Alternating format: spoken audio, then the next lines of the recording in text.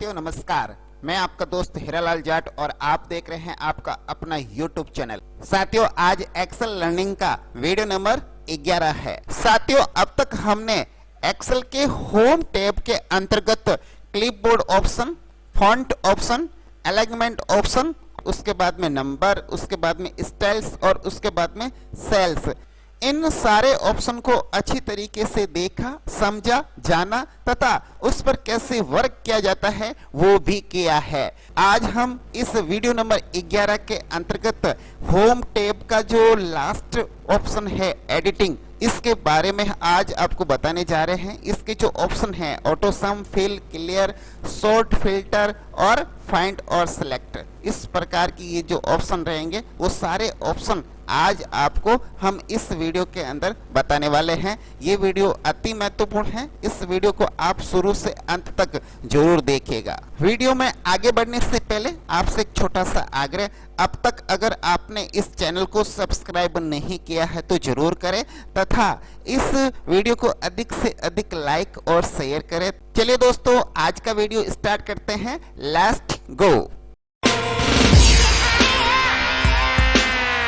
जैसा कि हमने वीडियो के शुरुआत में ही बता दिया कि आज हम इस वीडियो के अंतर्गत जो होम टैब का लास्ट ऑप्शन है एडिटिंग वो ले रहे हैं। अब तक हमने ये सारे ऑप्शन देखे हैं और इन सारे ऑप्शन की जो सीक्वेंस है उसका क्या राज है, क्या ये सारे जो ऑप्शन हैं वो ऐसे ही दिए हैं या इसके पीछे कुछ लॉजिक है, इनका ये सीक्वेंस देने का क्या औचित्य है, उस औचित्य के बारे में भी हम बता देते हैं कि सबसे पहले इसने दिया है ऑफिस बटन, ताकि आप कोई नई एक्सेल ओपन कर सके या फिर आप कोई पहले से अपने कंप्यूटर के अंदर एक्सेल सीट या एक्सेल फाइल सेव की है उसको ओपन कर सके, या आपने जो भी वर्क किया है उसको सेव या सेव एज कर सकते हैं या प्रिंट कर सकते हैं। इसके अलावा एक्सेल के ऑप्शंस भी हैं जिसके अंतर्गत आप बहुत सारे एक्सेल की सेटिंग कर सकते हैं। तो ये पहले रखा है। उसके बाद होम टैब लिया है और होम टैब के भी जो ऑप्शन लिए हैं उसके अंतर्गत कट है, कॉपी है, पेस्ट करना है, फॉर्मेट पेंट करना है, ये काम शुरुआती दौर में होता है एक्सेल वर्क के अंतर्गत, इसलिए ये पहला ऑप्शन लिया। उसके बाद इसने लिया है फॉन्ट। आप जब भी वर्क करो एक्सेल के अंतर्गत तो आप जो टाइप करोगे तो उसका फॉन्ट कैसा रहेगा, उसकी लैंग्वेज क्या रहेगी, उसकी साइज कैसी रहेगी, उसके अंदर आप बोल्ड कर सकते हैं, इटैलिक कर सकते हैं, आपने कोई मैटर लिखा है उसके नीचे अंडरलाइन करना है या फॉन्ट का कलर डिजाइन देनी है या सेल के अंदर कोई भी कलर करना है, डिजाइन देनी है, ये काम उसके बाद होता है तो वो क्रम बाद में लिया।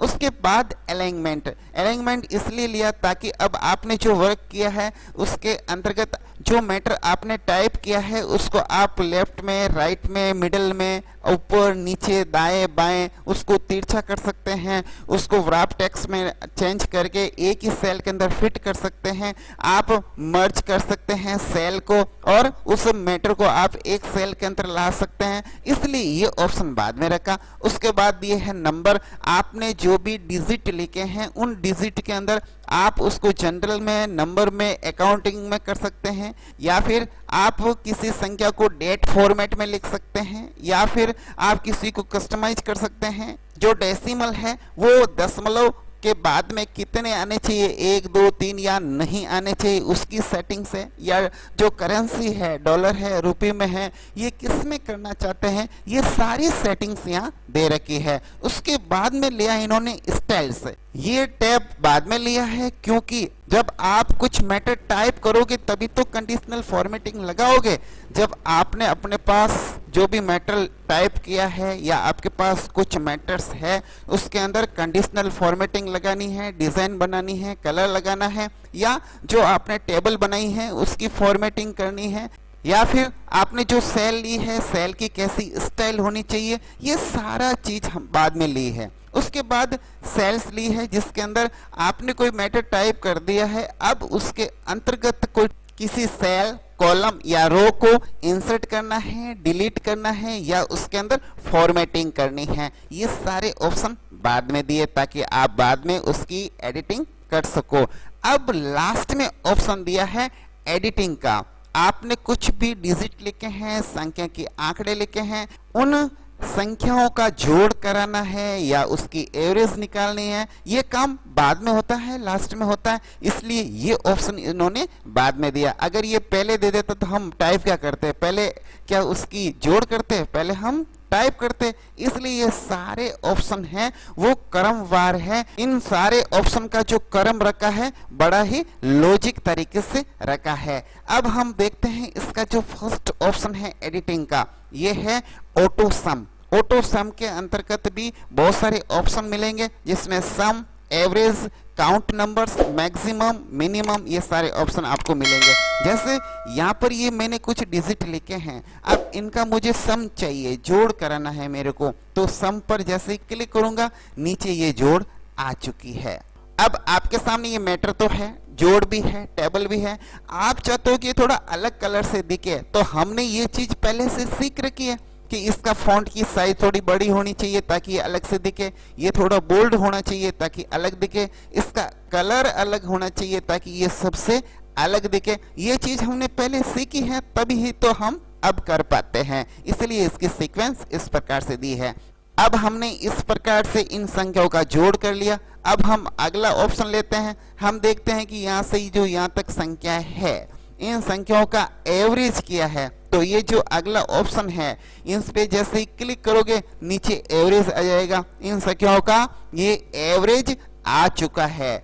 आप चाहते हो कि इन संख्याओं को हम काउंट करें कि ये संख्याएं कितनी हैं, तो यहाँ पर ये जो काउंट नंबर्स हैं इस पे क्लिक कर दो, यहाँ आ जाएगा कि ये जो आपके ऊपर संख्या है ये टोटल संख्या है 20। हमने इस ऑप्शन के 3 ऑप्शन देख लिए हैं, सम, एवरेज और काउंट नंबर। अब देखते हैं मैक्सिमम। मैक्सिमम कैसे निकालेंगे, यहाँ से अभी मैं इसको हटा देता हूँ, इसको वापस सेलेक्ट कर लेता हूँ। अब जाऊंगा मैं इस ऑप्शन के अंदर, मैक्सिमम पर क्लिक करूंगा तो इनमें से सबसे बड़ी जो मैक्सिमम राशि है वो ऑटोमेटिक यहाँ आ गई। आप चेक कर सकते हो, ये देखो इसमें से केवल ये मैक्सिमम है, तो ये मैक्सिमम दिखा रहा है। अब आप देखना चाहते हो इसमें से मिनिमम, तो वो आप इस पे क्लिक करोगे तो यहाँ पर जो मिनिमम डिजिट है वो आ जाएगा। अगर आप यहाँ से कोई और मिनिमम एडिट करके लिख देते हो, जैसे मैंने ये एडिट करके लिख दिया और आगे जाऊंगा टैब बटन से, यहाँ इनमें से जो सेलेक्ट है, इनमें से जो मिनिमम आपके डिजिट है वो यहाँ लाके आपको दे देगा। अब देखते हैं इसमें आगे ऑप्शन मोर फंक्शंस, ये बहुत बड़ा है, इसके लिए हमें अलग से वीडियो बनाना पड़ेगा, इसलिए इस पर हम आगे एक और वीडियो बना के अपलोड करेंगे। अब हम आगे बढ़ते हैं और नेक्स्ट ऑप्शन देखते हैं, फिल। अब ये फिल क्या है, एक क्वेश्चन आपसे, क्या आज तक आपने इस ऑप्शन को यूज किया है जो फिल लिखा है? अब फिल के अंदर होता क्या है, जैसे आप इस पे क्लिक करेंगे यहाँ पर आपको 4-5 ऑप्शन नजर आएंगे, डाउन, राइट, अप, लेफ्ट और सीरीज, जस्टिफाई, ये सारे ऑप्शन हैं। अगर आपने आज तक यूज नहीं किया है तो अब करना, बड़े मजेदार ऑप्शन है। जैसे मैंने यहाँ पर कुछ संख्या लिखी और बीच के अंदर मेरे यहाँ खाली है। अब मैं कहीं से भी इसके अंदर संख्या ला सकता हूं। जैसे इसके अंदर मैं कहूंगा जो लेफ्ट साइड में मेरी संख्या है वो इसके अंदर आ जाए, लेफ्ट पे क्लिक करूंगा, लेफ्ट के अंदर 32 थे वो इधर आ चुके हैं। अब वापस एक बार और करके दिखाता हूं। जैसे अब मैं करता हूं डाउन, डाउन के अंदर जो संख्या है वो यहाँ फिल हो जाएगी। यहाँ पर जैसे 98 थे वो डाउन आके 98 यहाँ हो चुके हैं। अब मैं अप करके दिखाता हूं, जैसे इस पे क्लिक करूंगा और मैं करूंगा अप, तो ये नीचे 20 थे यहाँ आ चुके हैं। और इसके अलावा जैसे इधर 25 है, ये चाहिए मेरे को, तो मैं यहाँ जाके इसमें करूंगा राइट, राइट से ये संख्या इधर आके फिल हो गई। यानी कोई कॉलम के अंदर संख्या लिखी है, आप उस संख्या को इस कॉलम के अंदर भी एंटर कराना चाहते हो तो आप इसको फिल करा सकते हैं। ये है फिल का ऑप्शन। अब हम देखते हैं इसका अगला ऑप्शन, सीरीज। अगर हमें कुछ सीरीज बनानी है, आपने गणित के अंदर नोटिस किया होगा समांतर श्रेणी है, गुणोत्तर श्रेणी है, जिसके अंदर सीरीज बनती है। इसके अंदर भी सीरीज बनाई जाएगी आपके माध्यम से, अभी बनवाएंगे आपसे। जैसे हमने कुछ डिजिट यहाँ लिखे हैं, जैसे 4 और 6, ये 2 लिखे हैं। अब हम चाहते हैं कि यहाँ से यहाँ तक हम एक सीरीज चाहते हैं जो अंतर जो सार्व अंतर इन दो के बीच में है वो सारी जगह आ जाए। जैसे हम यहाँ जाएंगे फिल के अंदर जो सीरीज है इसके ऊपर जैसे क्लिक करेंगे और हम चाहेंगे लाइनर के अंदर और कॉलम्स के अंदर ये आगे से आगे बढ़ती रहे, तो यहाँ पर ये आगे से आगे बढ़ जाएगी। जो अंतर इनके मध्य में है वही अंतर आपको आगे से आगे मिलेगा। देख लीजिए आप, वो सेम अंतर आप चेक कर लीजिए। आप भले ही संख्या अपने हिसाब से कुछ भी ले सकते हैं, जैसे मैंने ये दो संख्या ले ली। अब मैं इसकी एक सीरीज बनाना चाहता हूँ यहाँ से लगाकर यहाँ तक। अब मैं जाऊँगा फिल के अंदर, यहाँ पर सीरीज लिखा है, इस पे क्लिक करूंगा, यहाँ पे मेरे सामने ऑप्शन आएगा। अब उसको मैं कॉलम्स के अंदर लेना चाहता हूं तो कॉलम्स के अंदर या रो के अंदर, यानी मैं उसको हॉरिजॉन्टल में लिखूं तो भी हो जाएगा और अभी फिलहाल मैं वर्टिकल में लिख रहा हूं तो भी हो जाएगा। और जैसे मैं ओके करूंगा यहाँ पर मेरे जो सार्वंतर 5 था वो सभी जगह देखो 5-5 का अंतर तो नजर आ रहा होगा। इस प्रकार हमारे समक्ष एक सीरीज बन चुकी है। अब हम देखते हैं अगला ऑप्शन, वो है क्लियर का। अब इस क्लियर के ऑप्शन के अंतर्गत आप देखोगे एक तो क्लियर ऑल, इसके अंदर सब कुछ है वो क्लियर हो जाएगा सेल के अंदर। और उसके बाद है क्लियर फॉर्मेट, इसका जो फॉर्मेटिंग है वो क्लियर हो सकती है। अगर चाहो तो ये संख्या नहीं हटेगी, इसके ऊपर जो फॉर्मेटिंग है वो हट जाएगी। जैसे मैं इस पे क्लिक करूंगा तो ये सेम ऐसी कैसी डिजाइन वापस आ गई। इस पे जो मैंने फॉर्मेटिंग कर रखी थी, इसको बड़ा कर रखा था, अलग कलर में कर रखा था, तो वो फॉर्मेटिंग हट चुकी है। अगर मैं इसको कंट्रोल जेड से वापस लेके आऊं, आगे दिखाऊं आपको, इसके अंदर दे रखा है क्लियर कंटेंट। अगर आप कंटेंट क्लियर करना चाहते हैं तो कंटेंट क्लियर हो जाएगा, लेकिन उसकी जो फॉर्मेटिंग है वो नहीं जाएगी। अगर मैं यहाँ कुछ भी टाइप करूंगा तो यहाँ का जो फॉर्मेट है वो अलग ही रहेगा। आप चाहते हो कि इसकी फॉर्मेटिंग क्लियर हो, अंक डिजिट हटे नहीं, जैसे इसके अंदर फॉर्मेटिंग ही हटी है, अंक नहीं हटा है।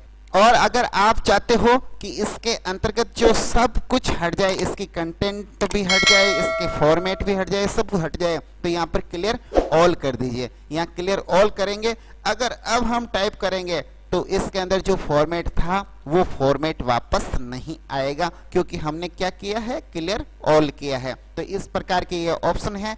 आप इन सेल्स के अंदर किस प्रकार के डेटा को क्लियर करना चाहते हैं वो कर सकते हैं। सब कुछ अगर एक साथ क्लियर करना चाहते हैं, उसकी फॉर्मेटिंग, उसके अंदर जो कंटेंट लिखा हुआ है वो, और उसके अंदर कोई कमेंट्स वगैरह हैं, वो सारे क्लियर करना चाहते हैं तो क्लियर ऑल का ऑप्शन आएगा। अगर केवल आप उसकी फॉर्मेटिंग को ही क्लियर करना चाहते हैं, जो डेटा लिखा हुआ है, डिजिट लिखे हुए हैं, टेक्स्ट लिखा हुआ है, वो नहीं हटे, तो ये लगाएंगे आप क्लियर फॉर्मेट वाला ऑप्शन। और अगर कंटेंट हटाना है और उसकी फॉर्मेटिंग नहीं हटाना है, जैसे उसको बोल्ड किया है, कलर में किया है, उसकी डिजाइन अच्छी तरीके से की है, वो नहीं हटाना है, केवल कंटेंट हटाना है, तो ये ऑप्शन आपको यूज करना है। इस प्रकार आप इस ऑप्शन को भी अच्छी तरीके से समझ चुके होंगे। अब हम देखते हैं अगला ऑप्शन, जो ये है सॉर्ट और फिल्टर का। आपके सामने जो ये मैटर है लिखा हुआ, टेक्स्ट में लिखा है या डिजिट में लिखा है, इसको आप सॉर्टिंग करना चाहते हो A to Z या Z to A तो हो जाएगा। अब इसको A to Z करना है, पहले A लेटर पे जो नाम आता है वो सबसे पहले आए और Z पे नाम आता है वो लास्ट में आए। तो इसको करने के लिए आप इसमें जाओगे, सॉर्टिंग के अंदर आप करोगे सॉर्ट A to Z, इस पे क्लिक कर दो। क्लिक करने के बाद आप यहाँ 2 नंबर ऑप्शन है continue with A current section, इस पे शॉर्ट पे ओके कर दो। ये हो जाएगा A to Z। जो A लेटर पे नेम होगा वो पहले आएगा और उसके बाद कंटिन्यू आते रहेंगे। आप चाहते हो कि इसकी सॉर्टिंग Z to A हो तो इस पे क्लिक कर दो, इस पे आप कंटिन्यू पे जाके सॉर्ट पे ओके कर दो। अब जो नाम पीछे से है, जैसे Z है, W है, X है, वो नाम है तो वो पहले आएगा और A लेटर वाला है वो लास्ट में चला जाएगा। आप कैसे भी इसकी सॉर्टिंग कर सकते हैं। अब आप देखोगे ये जो डिजिट लिखे हैं इसको भी आरो और अवरो क्रम में आप कर सकते हैं। इस पर जैसे ही आप क्लिक करोगे तो यहाँ लिखा है स्मॉलेस्ट टू लार्जेस्ट और लार्जेस्ट टू स्मॉलेस्ट। ये जो आप डिजिट लिखते हो, अंक लिखते हो, उस पे इस प्रकार का ऑप्शन आएगा। जैसे हम स्मॉलेस्ट से लार्जेस्ट की तरफ बढ़ते हैं तो ये हो गया सबसे छोटी संख्या सबसे ऊपर आ गई और सबसे बड़ी संख्या है वो नीचे चले गई। लेकिन आप अगर इसको अवरोह क्रम में चाहते हो लार्जेस्ट टू स्मॉलेस्ट तो इस पे ओके कर दो, सबसे बड़ी संख्या ऊपर आ जाएगी और सबसे छोटी संख्या नीचे चली जाएगी। इस प्रकार इसकी सॉर्टिंग होती है। इसके अलावा भी कस्टम सॉर्ट है। अब ये कस्टम सॉर्ट क्या है ये भी आपको अच्छी तरीके से समझना चाहिए। फिलहाल हमारे पास कुछ सेल्स के अंदर इस प्रकार का कलर है, इसको भी आप ऊपर नीचे सॉर्टिंग कर सकते हो। अब कैसे करोगे, ये जाओगे आप इस कस्टम सॉर्ट के अंदर, इस पे क्लिक करोगे, एक ऑप्शन मिलेगा आपको वैल्यू नहीं करके सेल कलर पे आपको क्लिक करना है। फॉन्ट कलर है तो फॉन्ट कलर पर कर सकते हो और सेल का कोई आइकन है तो उस पर कर सकते हो। फिलहाल हम आपको सेल कलर करके दिखाते हैं। कौन सा कलर आप सबसे ऊपर लाना चाहते हो वो ऊपर आ जाएगा टॉप पे। आप चाहते हो कि इसमें से जो रेड कलर है ये सबसे ऊपर आ जाए तो मैं यहाँ पर रेड पे क्लिक कर देता हूँ, ये टॉप कर देता हूँ और ओके कर देता हूँ तो अब रेड कलर ऊपर आ गया। ये होती है कस्टम सॉर्टिंग, जिसके अंदर आप कलर चाहे सेल का हो या फॉन्ट का आप उसके अकॉर्डिंग भी इसकी सॉर्टिंग कर सकते हैं। ये है कस्टम सॉर्ट। शायद अगर आपने पहले नहीं किया है तो अब करके देखना। इसके अलावा इसके अंदर सबसे बड़ा ऑप्शन है वो है फिल्टर का। जैसे मैंने यहाँ पर कुछ मेल फीमेल लिखा है, अब मुझे इसमें से केवल मेल चाहिए या केवल फीमेल चाहिए, इसके लिए हम फिल्टर लगाते हैं चेक करने के लिए। यहाँ पर हमने यहाँ फिल्टर लगा दिया। अब हम देखेंगे इस लिस्ट के अंदर जो मेल है वही आना चाहिए तो हम मेल पर क्लिक कर देते हैं और ओके कर देते हैं। जो मेल होगा वही सेल्स या रो आपको दिखाई देगी।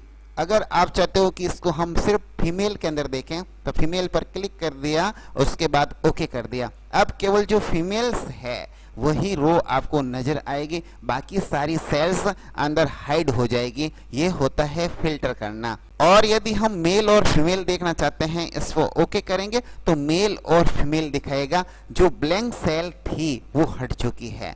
अब सारा कुछ देखना है तो सिलेक्ट ऑल, उस पर ओके किया तो जो ब्लैंक सेल थी वो भी आ गई और मेल फीमेल सब कुछ आ चुके हैं। ये कहलाता है फिल्टर वाला ऑप्शन। इसमें आप कोई भी संख्या फिल्टर करके देख सकते हैं।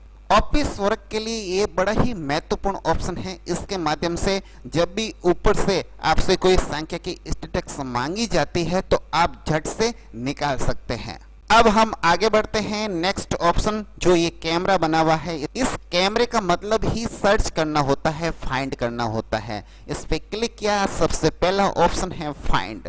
इस पे जैसे ही क्लिक करोगे आपके सामने इस प्रकार का एक डायलॉग बॉक्स खुलेगा। इसके अंदर आप कोई भी संख्या को फाइंड कर सकते हैं। जैसे मुझे चाहिए महेश, अगर मैंने कहीं टाइप किया है तो वो मुझे मिल जाना चाहिए। महेश लिखा, फिर मैंने यहाँ पर फाइंड किया तो जहाँ पर महेश लिखा है वहाँ पर जाके आपका ये कर्सर रुक जाएगा, हाईलाइट हो जाएगा। यानी ये इस मैटर में से जो वर्ड आपने टाइप किया है, सर्च किया है, वो आपको ढूंढ के बता देगा। ये है सर्च ऑप्शन। दूसरा ऑप्शन है रिप्लेस। रिप्लेस का मतलब जो वर्ड लिखा है उसकी जगह आप कुछ और लिखे। जैसे महेश कहीं पर भी लिखा है, महेश की जगह मुझे चाहिए दिनेश। मैं महेश नहीं करके वहां पर दिनेश करना चाहता था लेकिन गलती से महेश हो गया। अब इतना बड़ा मैटर था, वहां से मैं कहां से ढूंढूं और कैसे लिखूं, इसलिए यहाँ पर सर्च ऑप्शन दे रखा है। पहले तो ये सर्च करेगा, सर्च करने के बाद उसको रिप्लेस कर देगा। जहां पर ये महेश लिखा है देखना आप, जैसे मैं ये रिप्लेस पर ओके करूंगा वहां पर दिनेश हो जाएगा। रिप्लेस कर दिया, यहाँ पर महेश की जगह क्या हो चुका है, दिनेश हो चुका है।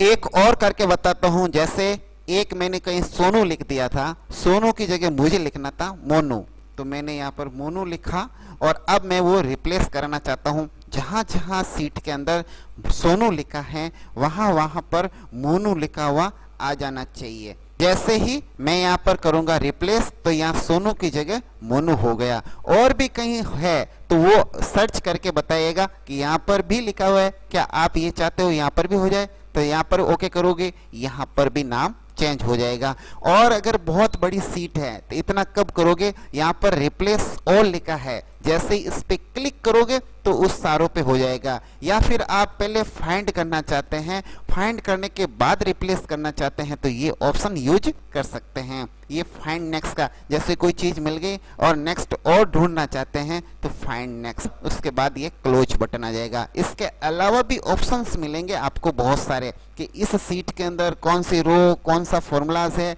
कोई मैच केस है या अनमैच केस है। यहाँ पर जो ये चेक बॉक्स है मैच केस, इस पे क्लिक करके फिर आप सर्च करोगे तो केवल जो आपने यहाँ फाइंड करवाया है वही फाइंड करेगा, दूसरा फाइंड नहीं करेगा, चाहे उसका सिमिलर वर्ड क्यों नहीं आए। जैसे मैं एक एग्जाम्पल के माध्यम से समझाऊं, मान लीजिए इस सीट के अंदर मुझे कहीं से सोनू चेक करना है, सोनू मैच केस होना चाहिए, ये मैच केस कर दिया। ये उस समय ही रिप्लेस करे जब उस सेल के अंदर केवल सोनू लिखा है। तो हम आगे बढ़ेंगे, यहाँ रिप्लेस करने की कोशिश करेंगे, ये कहेगा यहाँ पर कोई मैच नहीं हो रहा है। क्यों नहीं हो रहा है? कि यहाँ पर सोनू राम लिखा हुआ है, इसलिए ये फाइंड नहीं करेगा क्योंकि हमने मैच केस पर टिक लगा रखा है। अब हम आगे बढ़ते हैं, अगला ऑप्शन देखते हैं, वो है गो टू। गो टू के अंदर आप किसी सेल के अंदर जा सकते हो। गो टू के अंदर जैसे हम क्लिक करेंगे, अब आपको जाना कहाँ है, ये स्पेशल लिखा है, इस पे क्लिक कर दीजिए। बहुत सारे ऑप्शंस हैं, मैं एक ऑप्शन आपको बता देता हूँ। जैसे मुझे यहाँ पर जो लास्ट सेल है वहां पर जाना है, इस पे क्लिक कर दिया, ओके कर दिया, जो लास्ट सेल है वहां पर ये हमें ले गया। मैं चाहता हूं कि जो ब्लैंक सेल है वहां मुझे लेके जाए। इस पे जैसे मैंने क्लिक किया, ओके किया, जहां जहां ये ब्लैंक सेल्स है तो सबसे पहले यही ब्लैंक सेल है तो यहाँ पर ये लेकर आ गया। इस प्रकार अगर आपका कोई भी कंटेंट लिखा है और आप चेक करना चाहते हो कि इस सारे मैटर के अंदर कहीं कोई ब्लैंक सेल तो नहीं रह गई है तो उसको आप चेक कर सकते हैं।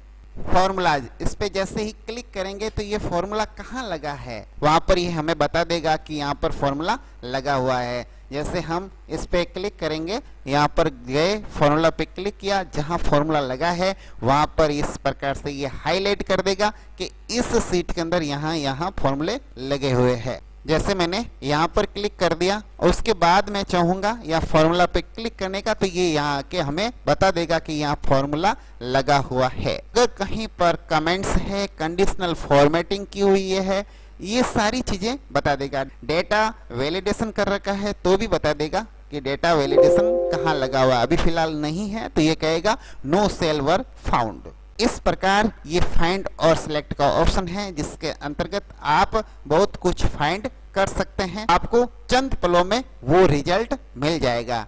अब हम आशा करते हैं कि आपको ये वीडियो बहुत अच्छा लगेगा। इसके अंदर आपको बहुत सारी नई जानकारी दी गई है। आप अपने एक्सेल वर्क के अंदर उसको जरूर इस्तेमाल करेंगे और अपने एक्सेल वर्क को जरूर स्मार्ट करेंगे। आज का वीडियो यहीं समाप्त करते हैं, आपसे आज्ञा लेते हैं। नमस्कार, वंदे मातरम, जय हिंद।